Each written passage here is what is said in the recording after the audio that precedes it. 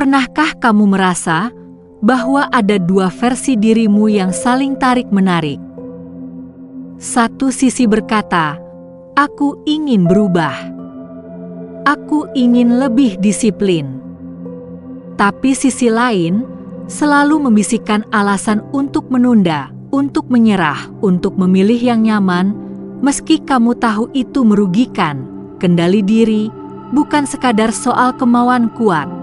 Ia adalah pertarungan sunyi antara bagian otak yang rasional dan bagian otak yang haus kepuasan instan, dari keputusan sederhana seperti kapan tidur hingga keputusan besar seperti memilih arah hidup. Kendali diri menentukan siapa kita dan siapa kita bisa menjadi. Dalam narasi ini, kita akan menyelami seni yang sering diabaikan. Seni mengendalikan diri sendiri, karena di dunia yang penuh distraksi, disiplin emosional bukan hanya kelebihan, tapi senjata untuk tetap waras dan tetap berjalan menuju impian. Bab 1. Mengapa kendali diri sulit dilatih? Banyak orang berpikir, kendali diri hanyalah soal niat. Kalau aku sungguh-sungguh ingin berubah, maka aku pasti bisa. Tapi kenyataannya, kendali diri jauh lebih rumit. Ia bukan hanya keputusan rasional, ia adalah hasil tarik-menarik antara bagian otak yang berbeda. Dalam psikologi, kendali diri sering dikaitkan dengan prefrontal cortex. Bagian inilah yang membantu kita berpikir jangka panjang, merencanakan, menunda kepuasan. Tapi ada bagian lain yang jauh lebih tua dalam evolusi. Bagian ini disebut sistem limbik, tempat lahirnya emosi, rasa takut, dorongan untuk mencari kesenangan seketika. Bayangkan sebuah tim tari tambang. Di satu sisi, prefrontal cortex menarikmu menuju logika, menuju keputusan yang bijak. Tapi di sisi lain, sistem limbik menarikmu ke arah kebiasaan lama, rasa nyaman, kepuasan instan. Inilah sebabnya, meskipun kamu tahu rokok berbahaya, atau tahu begadang akan membuatmu lemah, kamu tetap melakukannya, karena otak manusia dirancang lebih responsif pada reward segera daripada manfaat jangka panjang. Psikologi evolusi menjelaskan, leluhur kita hidup di lingkungan yang keras. Jika ada makanan manis, mereka harus memakannya sekarang, karena esok belum tentu ada. Mekanisme itu membantu mereka bertahan hidup. Tapi di dunia modern, dorongan yang sama justru membuat kita terjebak. Kita dikelilingi godaan dari notifikasi media sosial, cemilan tinggi gula, hingga hiburan tanpa batas. Semua dirancang untuk memuaskan otak limbik, memberi sensasi cepat, meski dampaknya sering merugikan. Studi neuroscience menunjukkan, saat seseorang melihat gambar makanan lezat atau notifikasi like, otak melepaskan dopamin, zat kimia kebahagiaan. Dopamin membuat kita merasa antusias, membuat kita ingin lagi dan lagi. Maka tak heran, kendali diri terasa seperti perang yang tak pernah selesai. Bahkan ketika kita sudah bertekad, bagian otak yang mencari kepuasan selalu mencari celah. Karena itu, seringkali kita merasa bersalah, merasa gagal, merasa seolah tak punya kemauan. Padahal, ini bukan hanya soal niat, ini soal mekanisme biologis yang bekerja di balik kesadaran. Kabar baiknya, kendali diri bisa dilatih, sama seperti otot. Tapi, latihan itu membutuhkan pengertian yang dalam tentang bagaimana otak bekerja dan mengapa kita begitu mudah tergoda. Dalam bab berikutnya, kita akan menggali lebih jauh bagaimana emosi dan impuls sering menjadi musuh terbesar disiplin. Karena sebelum kita belajar mengendalikan kebiasaan, kita harus lebih dulu mengerti dari mana dorongan itu berasal. Bab 2. Emosi dan impuls, musuh terbesar kendali diri. Pernahkah kamu merasa bahwa niat baikmu untuk berubah runtuh dalam sekejap hanya karena satu ledakan emosi? Kamu sudah berjanji pada dirimu sendiri, "Aku tidak akan marah. Aku akan tetap tenang." Tapi kemudian, seseorang berkata sesuatu yang menyinggung, atau situasi tak berjalan sesuai rencana, dan tiba-tiba, semua tekadmu menguap begitu saja, itulah kekuatan emosi. Dalam psikologi, emosi sering digambarkan seperti ombak, ia datang tiba-tiba, menghempas semua yang ada di jalurnya saat kita sedang marah, kecewa, atau terluka. Bagian otak rasional, prefrontal cortex, melemah, sementara sistem limbik menjadi lebih aktif. Inilah yang disebut amigdala hijak. Ketika amigdala, bagian otak yang mengatur rasa takut dan emosi dasar, mengambil alih kendali, kamu tak lagi berpikir jernih. Kamu hanya bereaksi. Ini sebabnya banyak keputusan buruk diambil saat emosi sedang tinggi. Orang berkata sesuatu yang disesali, orang melakukan tindakan impulsif yang merusak hubungan, bahkan kebiasaan buruk seperti merokok, makan berlebihan, atau marah tak terkendali, seringkali muncul bukan karena kurang pengetahuan, tapi karena tak mampu menenangkan gelombang emosi. Studi dalam neuroscience menunjukkan, ketika emosi negatif muncul, tubuh melepaskan hormon stres, kortisol dan adrenalin, detak jantung meningkat, pernapasan menjadi dangkal, pikiran melompat-lompat tanpa arah. Dalam kondisi ini, otak lebih memilih jalan pintas yang memuaskan secara instan. Karena itu rasanya lebih mudah membuka media sosial, mencari makanan manis, atau meledakkan amarah, daripada duduk diam dan menerima perasaan tidak nyaman. Emosi negatif juga membuat kita kehilangan perspektif. Masalah kecil terasa besar, kesalahan sepele tampak seperti bencana. Psikologi menyebut ini magnification bias. Ketika perasaan yang kuat membuat kita membesar-besarkan konsekuensi, impuls adalah turunan dari emosi, ia muncul sebagai dorongan cepat, seperti bisikan yang berkata, lakukan sekarang. Kau akan merasa lebih baik.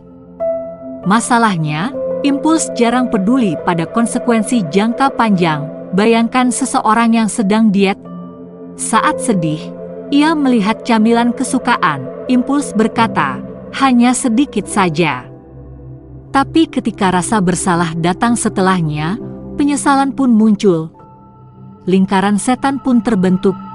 Emosi negatif, impuls, tindakan cepat, rasa bersalah. Emosi negatif lagi, inilah perang yang tak terlihat, yang membuat kendali diri terasa sangat melelahkan. Kabar baiknya, ada cara untuk memutus rantai itu, salah satunya adalah pause teknik W. Saat impuls muncul, berhenti sejenak, tarik napas perlahan, hitung sampai 10, waktu jeda beberapa detik, cukup memberi kesempatan prefrontal cortex untuk kembali aktif. Cara lain adalah labeling emotion, menyebutkan dengan jujur apa yang dirasakan. Aku sedang marah. Aku sedang kecewa.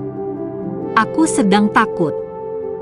Penelitian menunjukkan, saat kita memberi nama pada emosi, intensitasnya berkurang, seolah-olah dengan menyebut, kita sedang mengambil jarak darinya. Dalam bab berikutnya, kita akan belajar strategi lebih konkret, bagaimana melatih disiplin secara perlahan, dan menjadikan kendali diri sebagai kebiasaan sehari-hari, karena kendali diri bukan tujuan sekali jadi, tapi seni yang terus diasah, dari satu momen ke momen berikutnya. Bab 3. Ilmu disiplin, strategi melatih diri tetap fokus. Banyak orang percaya, disiplin adalah bakat bawaan, dia memang rajin dari kecil. Dia punya kemauan baja. Padahal, disiplin bukanlah warisan genetik semata, ia adalah keterampilan yang bisa dilatih sedikit demi sedikit, dengan strategi yang tepat. Psikologi menyebut ini self-regulation skill, keterampilan mengarahkan diri sendiri, meski ada godaan dan rintangan. Salah satu prinsip paling penting adalah kejelasan tujuan, karena otak kita butuh arah yang konkret. Bandingkan dua kalimat berikut, aku ingin hidup lebih sehat, dengan, aku akan jalan kaki 30 menit setiap pagi, 5 kali seminggu. Kalimat kedua lebih kuat, lebih jelas, lebih mudah diikuti. Penelitian menunjukkan tujuan yang spesifik dan terukur jauh lebih mungkin tercapai. Selain kejelasan, ada konsep yang disebut chunking, memecah tugas besar menjadi langkah-langkah kecil.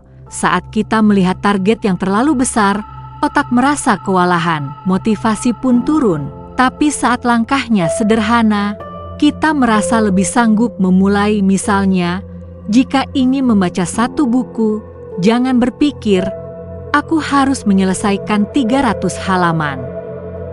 Katakan pada diri sendiri, hari ini aku cukup membaca 5 halaman. Strategi ini bukan berarti kita malas, justru sebaliknya, kita sedang menciptakan kebiasaan konsisten. Konsistensi lebih kuat daripada motivasi sesaat. Karena motivasi naik turun, tapi kebiasaan tumbuh stabil. Inilah mengapa habit stacking menjadi teknik populer. Kita menempelkan kebiasaan baru pada kebiasaan lama. Contohnya, setelah menyikat gigi pagi, aku akan meditasi 2 menit.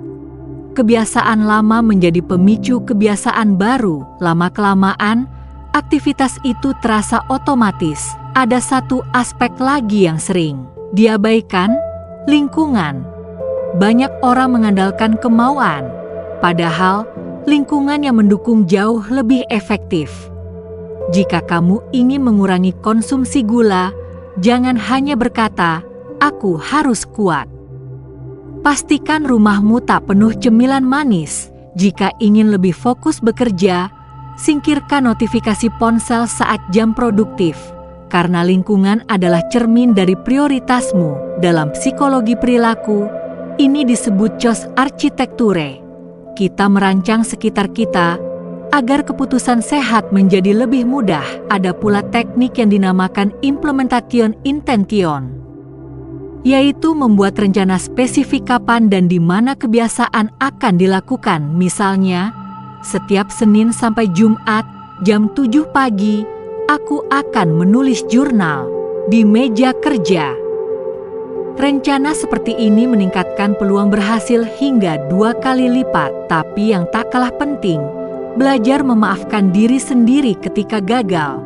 Karena disiplin bukan jalur lurus. Kita akan tergelincir, kita akan lupa. Namun, studi menunjukkan orang yang tidak menghakimi diri secara keras lebih cepat bangkit dan melanjutkan kebiasaan baik.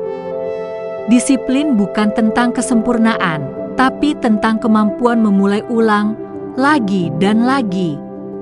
Dalam bab berikutnya, kita akan melihat tantangan yang paling modern. Bagaimana dunia digital membajak fokus dan menggerogoti kendali diri tanpa kita sadari. Bab 4. Godaan modern ketika dunia digital mengikis kendali diri. Pernahkah kamu berniat hanya membuka ponsel sebentar, tapi tanpa sadar, 1 jam berlalu, kamu scroll, kamu klik tautan, kamu membaca komentar, lalu tiba-tiba, kamu lupa apa tujuan awalmu membuka ponsel. Inilah godaan modern, godaan yang tak pernah tidur. Dunia digital diciptakan untuk satu hal: mencuri perhatianmu. Aplikasi media sosial, platform belanja, notifikasi pesan, semua dirancang menggunakan prinsip intermittent reward. Ketika kamu refresh feed, kamu tidak tahu apa yang akan muncul. Kadang biasa saja, kadang sangat menarik. Ketidakpastian itu membuat otakmu melepaskan dopamin, rasa penasaran pun tumbuh.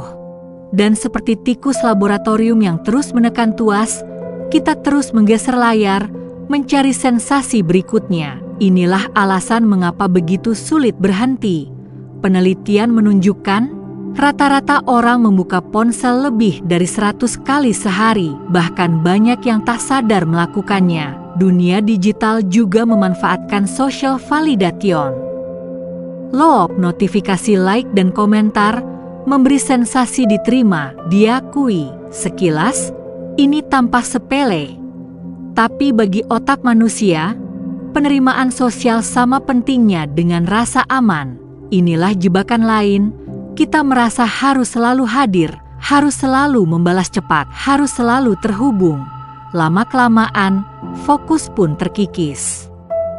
Kita kehilangan kemampuan untuk bekerja dalam keheningan. Seringkali, orang yang ingin disiplin justru gagal bukan karena malas, tapi karena perhatian mereka tercerai-berai. Psikologi menyebut ini attention residue. Setelah berpindah dari satu aktivitas ke aktivitas lain, sisa perhatian masih tertinggal di tugas sebelumnya. Akibatnya, kita sulit mendalami pekerjaan yang butuh konsentrasi penuh. Dalam dunia digital, semua hal bersaing merebut emosi. Video lucu, berita buruk, foto bahagia orang lain. Setiap kali kita bereaksi, kita kehilangan sedikit energi mental. Itulah sebabnya, banyak orang merasa lelah meski tak melakukan aktivitas fisik. Kelelahan mental adalah harga dari keterhubungan tanpa batas. Jadi, bagaimana cara melawan godaan modern ini? Pertama, sadari bahwa ponsel bukan musuh, tapi alat yang harus kita gunakan dengan sadar. Kedua, buat batasan waktu yang tegas. Misalnya, jam 9 malam sampai 7 pagi, aktifkan mode pesawat atau jangan membuka aplikasi tertentu. Ketiga, ciptakan ruang bebas gangguan. Ketika kamu bekerja atau belajar, simpan ponsel di ruangan lain. Penelitian membuktikan, ponsel yang hanya tergeletak di meja tetap mengurangi kapasitas kognitif kita. Keempat, ganti kebiasaan impulsif dengan ritual yang lebih sehat. Saat ingin mengecek notifikasi, cobalah tarik napas 3 kali dulu. Cara sederhana ini memberi jeda dan seringkali cukup untuk menyadarkanmu. Ingat, kendali diri di era digital bukan hanya soal kekuatan niat, tapi soal merancang lingkungan dan kebiasaan dengan cerdas. Dalam bab berikutnya, kita akan membahas bagaimana membangun disiplin emosional yang tahan lama dan konsisten. Karena pada akhirnya, teknologi akan terus berkembang, tapi kemampuan mengendalikan diri selalu bergantung pada kesadaran kita sendiri. Bab 5. Membangun disiplin emosional yang tahan lama. Setelah semua teori, strategi, dan latihan, pertanyaan terpenting selalu sama: bagaimana kita menjaga disiplin emosional agar tidak hanya kuat sesaat, tapi bertahan seumur hidup? Disiplin emosional bukan tentang menjadi kaku, bukan pula soal menekan perasaan sampai mati rasa, justru sebaliknya. Disiplin emosional lahir dari keberanian untuk menyadari emosi kita tanpa harus selalu menuruti. Psikologi modern mengajarkan, langkah pertama adalah emotional awareness, mengenali apa yang sedang kita rasakan tanpa menghakimi. Ketika marah datang, katakan pada diri sendiri, aku sedang marah. Bukan, aku orang yang buruk karena marah. Perbedaan sederhana ini membuat kita lebih tenang, karena kita tidak melebur sepenuhnya ke dalam emosi. Langkah berikutnya adalah acceptance, menerima bahwa emosi, bahkan yang negatif, adalah bagian alami dari menjadi manusia. Banyak orang berpikir untuk disiplin, kita harus selalu bahagia dan termotivasi, tapi kenyataan justru sebaliknya. Orang yang disiplin bukan karena mereka tak pernah sedih, melainkan karena mereka tetap bertindak meski sedang tidak nyaman. Inilah kekuatan emosional. Resilience, kemampuan untuk tetap berjalan walau hati sedang goyah. Salah satu latihan yang sangat membantu disebut surfing the urge. Saat dorongan impuls datang, bayangkan ia seperti ombak. Kamu tidak perlu melawannya, tidak perlu langsung menuruti. Cukup diam, rasakan gelombangnya, dan biarkan ia mereda. Penelitian menunjukkan, sebagian besar impuls hanya bertahan 5 hingga 15 menit. Jika kita sanggup menunggu, dorongan itu akan melemah dengan sendirinya. Selain itu, penting untuk merawat kesehatan fisik, karena tidur cukup, nutrisi seimbang, dan olahraga ringan sangat memengaruhi kestabilan emosi.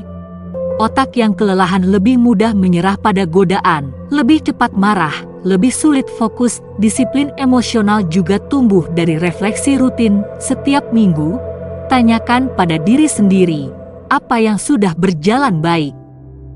Kapan aku berhasil mengendalikan emosi? Apa yang ingin aku perbaiki? Pertanyaan ini bukan untuk menghakimi, tapi untuk memahami pola kita sendiri.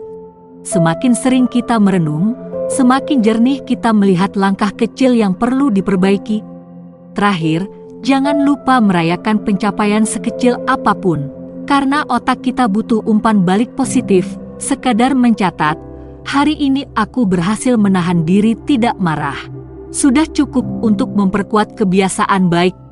Ingatlah, disiplin emosional bukan tentang kesempurnaan, tapi tentang konsistensi. Kamu akan tergelincir, kamu akan kecewa, tapi setiap kali kamu bangkit lagi, itulah momen pertumbuhan. Karena orang yang benar-benar kuat, bukan yang tak pernah jatuh, tapi yang selalu memilih berdiri, meski berkali-kali terjatuh. Dalam perjalanan panjang mengendalikan diri, kesabaran akan menjadi temanmu, kesadaran menjadi kompasmu, dan ketekunan menjadi jembatanmu menuju versi dirimu yang lebih dewasa dan merdeka. Pada akhirnya, mengendalikan diri bukan sekadar upaya menjadi sempurna, melainkan seni kecil untuk menjadi manusia yang lebih sadar, lebih bijak, dan lebih kuat menghadapi godaan zaman. Jika cerita ini membuatmu berpikir, atau mungkin mengingat perjuanganmu sendiri, jangan lupa untuk memberi tanda suka. Bagikan video ini kepada mereka yang sedang belajar disiplin emosional, karena kita semua sedang dalam perjalanan yang sama. Dan bila kamu ingin menjelajahi lebih banyak narasi psikologi, klik tombol subscribe sekarang. Bersama-sama, kita tumbuh menjadi versi terbaik dari diri kita sendiri.